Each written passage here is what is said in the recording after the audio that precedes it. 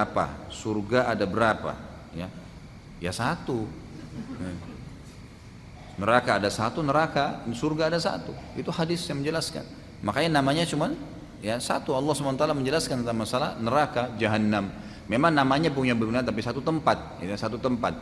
Ya itu sudah jelas dalam banyak riwayat, banyak ayat Al-Quran berbicara masalah itu.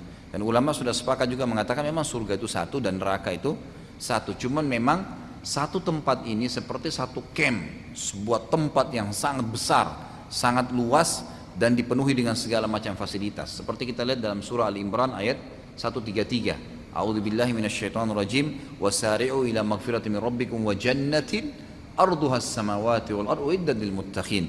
Bergegaslah kalian kepada pengampunan Tuhan kalian dan kejarlah surga yang surga itu seluas langit dan bumi yang dijanjikan bagi orang-orang yang beriman. Jadi surga sebuah tempat memang, tapi dia luas, seluas langit dan bumi. Dalam hadis Bukhari dijelaskan seorang mukmin akan memiliki istana di surga, itu dari awal tanah ke ujung tanahnya itu 40 tahun jaraknya. Memang besar sekali, tidak bisa dibayangkan surga itu, gitu kan?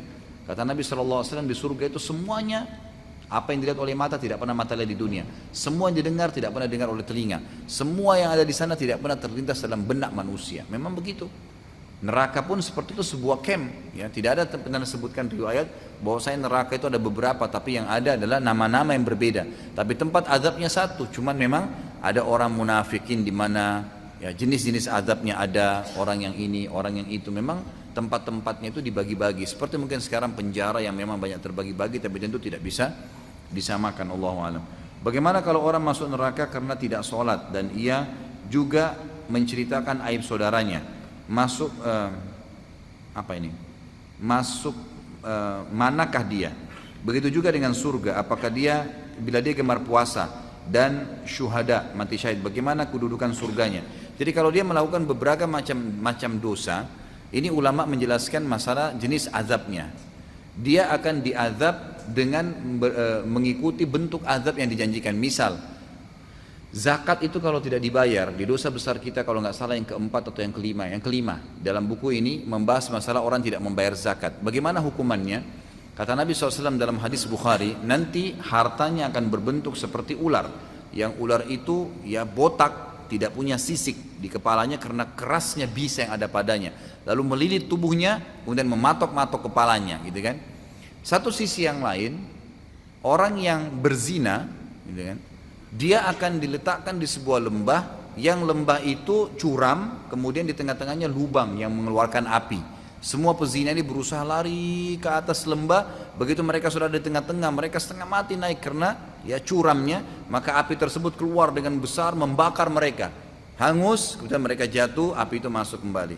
Kata ulama, kalau orang menyatukan beberapa dosa, maka akan digilirkan azab itu padanya. Digilirkan azab itu padanya. Sebagaimana juga kalau dia masuk ke dalam surga, seseorang itu mukmin bisa memiliki surga di semua fasilitas. Karena nanti ada surga bab pintu khusus orang yang puasa, bab Rayyan. Maksudnya pintu itu adalah nanti dibuka pintu itu ada banyak camp di dalamnya, ada banyak istana dalamnya.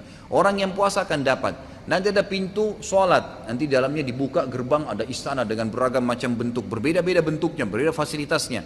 Ada haji, ada sedekah, ada macam-macam.